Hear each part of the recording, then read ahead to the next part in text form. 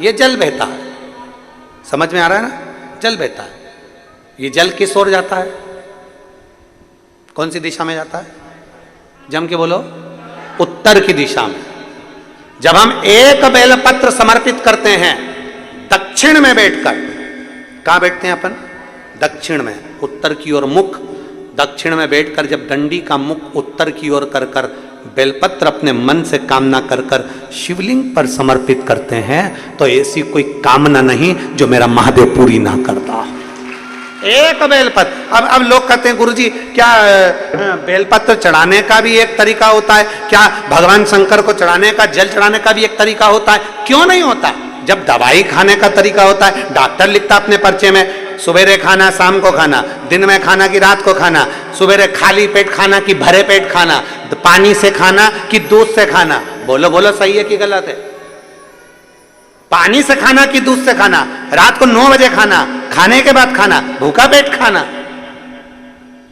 जब डॉक्टर लिख कर दे रहा है कि दवाई ऐसे लोगे तो फायदा करेगी, अब तुम्हारा मन करा, तुमने तो दवाई ली ना, सब एक साथ निपटा गई, और डॉक्टर के पास 5 दिन बाद जाकर बोली असर नहीं कर रही है,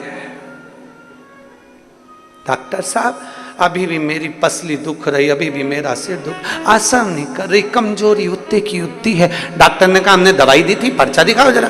पर्चा डॉक्टर ने देखा, जो देखा तो कही दवाई तो सही लिखी है रे, जी दवाई तो सही है, फिर असर क्यों नहीं कर रही? तो इससे पूछा दवाई खा रही हो? हाँ। पूरी खा रही हो? हाँ। जो ये खाली पेट वाली है कि मैं तो सब एक साथ खा लेती हूं। डॉक्टर बोला यही गड़बड़ है, बस यही गड़बड़, सारी दवाई एक साथ खा गई, जो खाली पेट की खा, इन्फेक्शन को समाप्त करने। रात की दवाई क्यों देते हैं? क्योंकि रात भर जो नींद आएगी इन्फेक्शन खत्म करेगी, उसके लिए। सवेरे की दवाई अलग है, भोजन के हिसाब से, तो डॉक्टर ने दवाई दी है तो उस हिसाब से खाओ।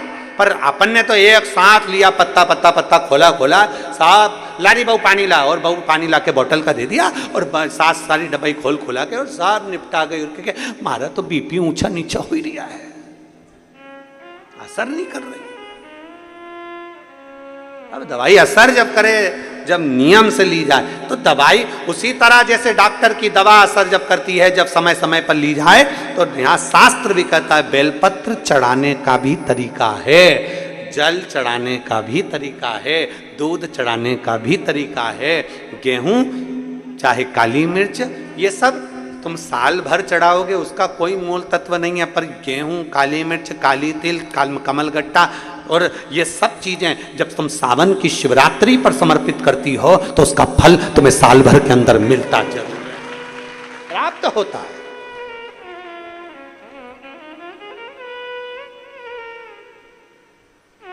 तो मिला, ऐसा नहीं कि नहीं मिला। पिछले साल तुमने चढ़ाया था गेहूं, तो कथा मिली कि नहीं मिली? आई कि नहीं आई कथा? और सुन लो छत्तीसगढ़ वालों, जितनी छत्तीसगढ़ की मेरी जीजियां कथा सुन रही हैं ऑनलाइन, जितने कथा को श्रवण कर रहे हैं, दिल से पूजन करना और बाबा से दिल से कहना हमारे यहाँ भी शंकर जी की कथा होना चाहिए, तो इतना देना झोली भर करके हम भी कथा करवाएं, ऐसा प्रयास, इतना